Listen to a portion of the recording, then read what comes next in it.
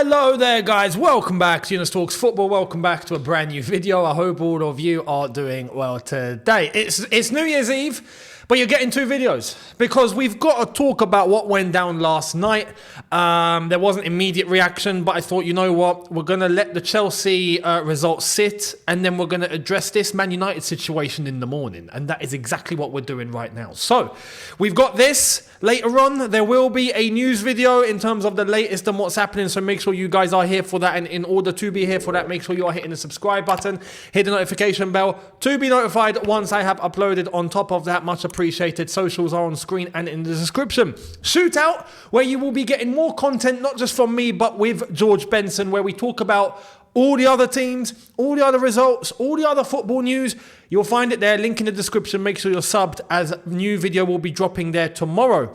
So make sure you guys are there for that New Year's Day. Now, yesterday we saw, you know what's crazy? For many people, it's surprisingly. For me, not surprisingly, Notam Forest beating Manchester United. I wasn't surprised. If you go to the shootout predictions video that we done, I predicted Notam Forest to beat Man United 2-1. And it came in. And it came in because it's not about Nottingham Forest, to be fair. Nottingham Forest, they've got a new manager bounce. They've got Nuno that's come in. I don't think Nuno will do big things with them, but there's enough there to be able to get a bounce at the initial beginning in order to get results like we saw yesterday. But it's more on Manchester United. And this is where we got to talk, because Manchester United, you might want to look behind you. Look behind you. Rear view mirror. Uh-oh. Oh, no. Oh, no. I can see it. I can see it. What? It's a big blue lion. Somehow, the big blue lion with one leg has caught up.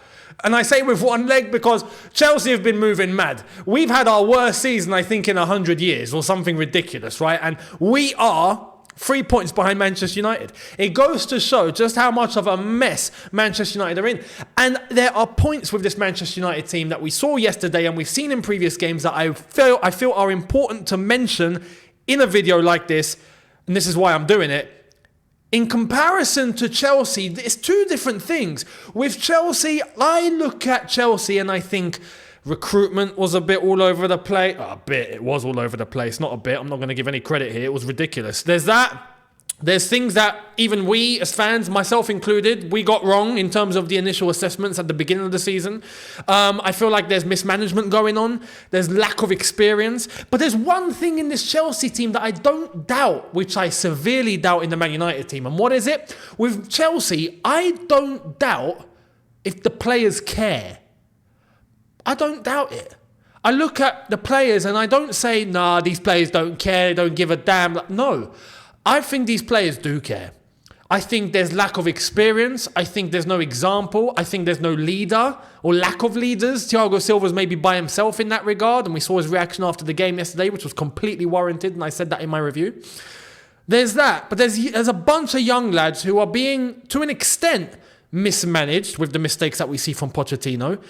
Recruitment was all over the place. We've not set them up with any leaders or players to base themselves around or a spine in order to take the example from. But I don't look at these players and go, no, they don't care. I think they do. I think they do. And not once have I come on a review and said, no, these players, they don't give a damn, man. Get this player out or get that player out because he doesn't care. Not once have I said that. You can question the ability. You can question what example is set to them. You can question what they do during a game technically, but I don't doubt their will or desire or things like that, at least to an extent, deep down within. With Manchester United, I'm afraid I do. There's two things with Manchester United that I think are severely wrong.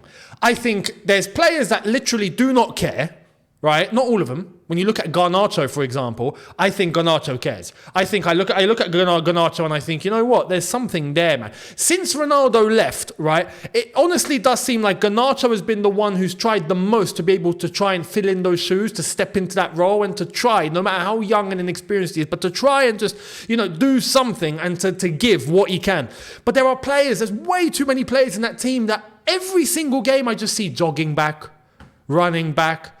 And if there isn't a sense of motivation, there's no discipline and they don't care. So the Aston Villa comeback, for example, there was a sense of motivation. It's hard to not react in an environment like that when you get that first goal back and the crowd start ramping you up and you're like, oh, bloody hell, let's go. But if there isn't that, these players, they just fold. They just fold, and they fold in a way that isn't down to their ability. There's a difference. Like with Chelsea, we fold because sometimes there are players that are just not good enough, yeah? And there's management that's just not good enough. But with United, no, there are players that are good enough. Come on, let's be serious. Let's be serious. When you look at a Rashford, for example, you look at even yesterday, an Eriksen, or you look at, there are players there that are experienced enough and should have enough know-how in order to, at least when transition has happened and you've lost the ball, at least to run back, or you've lost the ball, at least go and chase it, or basics. United don't have that. How many examples do we have where United players are just jogging, no intensity, no urgency, nothing. They try and do what they can when the ball's going forward, but when it's time to defend, not bothered, mate. Centre backs, you do it. And it's absolutely bonkers. It's absolutely incredible that there are players of a stature in that team that are performing in that manner. It's just not right.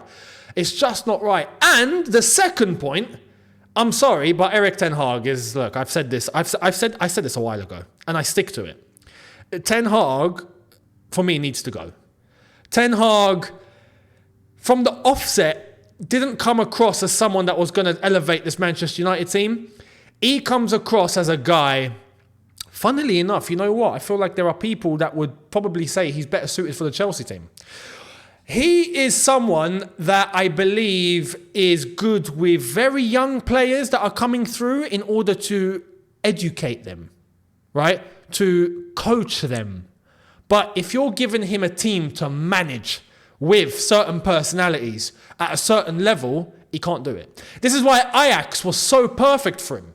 Ajax is renowned for development, players coming through, the most, I would say, alongside Barcelona. But no, you know what? I think Ajax has more prestige and tradition and history about its academy. The academy, I think, is the most renowned academy in the world. Ajax, right? And you always get kids coming through. It's just like it's a constant non-stop belt of players that just end up coming through all the time. And that's perfect for Erik Ten Hag. He comes across as an educator, not a manager. Do you know what I mean? And that's why I feel like the Manchester United job was always too big for him. Too big. Man United, much like I look at Chelsea for certain reasons, different reasons, same result, need an elite manager. An elite manager, man. This is Manchester United. This is talking creme de la creme. Sir Alex Ferguson set enough foundation at that football club so that they don't have to go in and repeat the process again. Alex Ferguson got Manchester United to a level where they don't need to go and try and discover the next big thing that might pop off in 10 years. Alex Ferguson done that in the late 80s, 90s, and then laid that foundation at Manchester United. Manchester United are at a level where they should be able to attract the best. That is Manchester United. But the more time that proceeds, the more time that passes by, the more time they are going to fall down the ladder, and the more time they are going to not allow themselves to keep in touch with the elite managers in the game. And this is where I feel like it's best to just chop Ten Hag off now. It's as simple as that. So yesterday's game was absolutely poor from Manchester United, and they find themselves in a very, very bad situation right now. The goals, for example, look, Manchester United got lucky with their goal, right? Defensive mistake, took advantage. Garnacho, if I'm not mistaken, to Rashford hits it around the defender. And then they concede the exact same goal. How is it that Gibbs White is unmarked on the edge of the D? This is where I say, tactically, mess. In terms of man management, mess. And in terms of players, actually, because you look at Eriksen that wasn't running back. You look at players that are there just... When that transition happened, the attackers that were involved in the initial action, no one stepped a beat. No one moved 1 foot backwards. Everyone we lost the ball, and they were just sulking. It's 1-1. You're still in the game. How are you not trying to chase that back and cut off the momentum and get enough bodies back behind the ball? How? But you don't see Ten Hag really correct the situation. You don't see the players really care. It's an absolute mess at Manchester United when you look into that regard. So Notam Forest, I always felt we're going to bring the intensity, we're going to bring the urgency, and this is why I predicted a 2-1 win for Notam Forest, and I was like, yeah, I think they're going to get a win here. Man United are in a big pile of mess and in big trouble. Big trouble. And I have to be honest, if Chelsea overtake Manchester United, I'm sorry. And I say this as a Chelsea fan, right? And I feel like more people on the outside would be patient enough with Chelsea because of the recruitment and the players that they've got in and the lack of experience, and we've got the youngest squad and all of that. More people could understand why Chelsea are where they are than Man United being where they are. If Man United fall behind Chelsea, I'm sorry, Man United, that's just a disgrace. Like, if you come behind us, if we overtake you, I'm sorry, but you guys are in the mud. You not even in the mud.